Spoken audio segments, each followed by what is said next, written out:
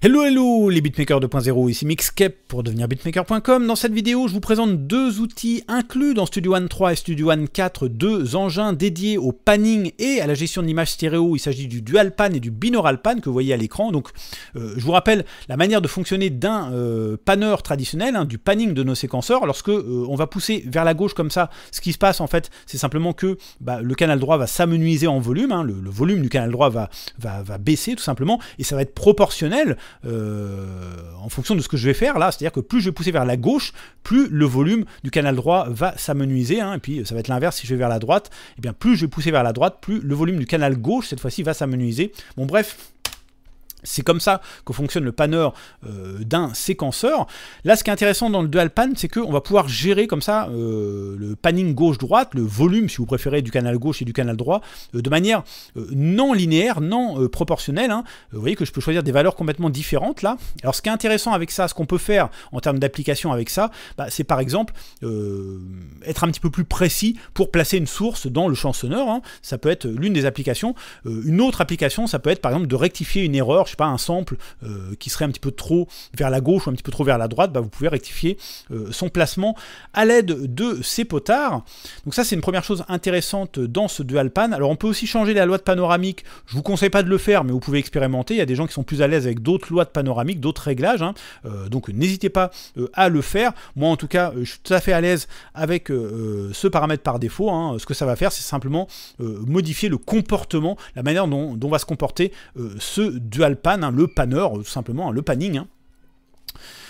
Donc moi ça me convient comme ça, donc je n'y change pas. Quant à ce paramètre input balance, c'est exactement la même chose que le panner de nos séquenceurs. Donc là, j'ai pas besoin de vous expliquer de quoi il s'agit. On va cliquer sur ce petit paramètre link.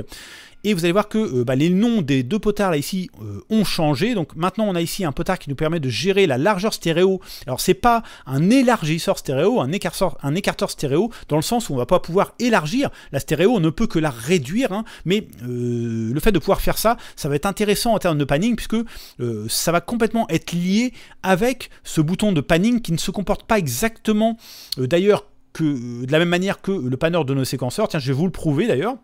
Là, on n'a rien touché au réglage. Je vais me mettre complètement à droite dans le panner de mon séquenceur. On va écouter ce que ça donne au niveau de ma petite boucle de piano. Bon, là, on est d'accord que le son sort complètement à droite. Vous allez voir que je vais pousser ce bouton de panning là complètement vers la droite, progressivement. Vous allez voir que le son va partir à droite, mais ça va être beaucoup plus subtil que le panning de nos séquenceurs.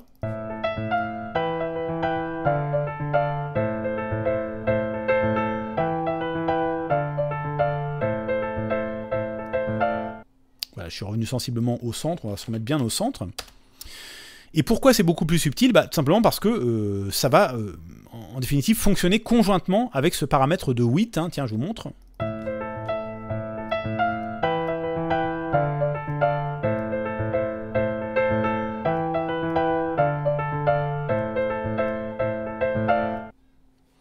Bref, donc je vous laisse expérimenter avec ça. C'est une autre manière de placer vos sources dans l'espace qui est assez intéressante, et ça peut également vous permettre d'ailleurs, comme on l'a vu tout à l'heure, de rééquilibrer un souci, éventuellement si vous avez justement un déséquilibre au niveau d'une source quelconque, d'un sample par exemple, vous pouvez rectifier avec ça. Tiens, au passage, lorsque vous mettez à 0%, pour ceux qui ne le savent pas, vous êtes en mono, et donc vous avez un panner, une sorte de panner mono. Et d'ailleurs, c'est exactement la même chose, ce panner mono, dans cette configuration-là, si je fais ça ou ça, c'est la même chose que ce que je pourrais faire dans le binaural pan, là en dessous, si je clique sur ce bouton mono et que je joue avec ce panner, c'est strictement la même chose.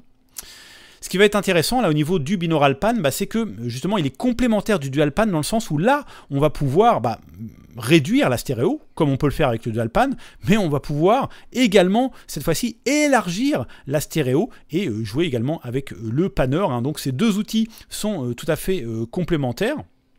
Vous pouvez les utiliser sur des pistes individuelles, sur des bus ou même en phase de mastering. En tout cas, vous avez ici tout ce qu'il vous faut pour vraiment gérer le panning de vos séquenceurs de manière très précise, pour réparer, comme on l'a vu, certaines erreurs potentielles, ou bien pour élargir ou réduire la stéréo, voire même monoifier un signal.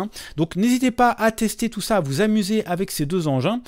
En tout cas, j'espère que vous avez apprécié cette vidéo et que vous avez appris des choses dans ce tutoriel. Si c'est le cas, je vous invite à le liker liker et à le partager tout autour de vous, notamment à vos amis et bien sûr sur les réseaux sociaux. Si vous avez des questions complémentaires vis-à-vis de cette vidéo du jour, eh bien, vous pouvez m'en faire part dans la section des commentaires située juste en dessous. Et quant à moi, je vous donne rendez-vous dès demain pour un prochain tutoriel. Et d'ici là, portez-vous bien. Ciao, ciao!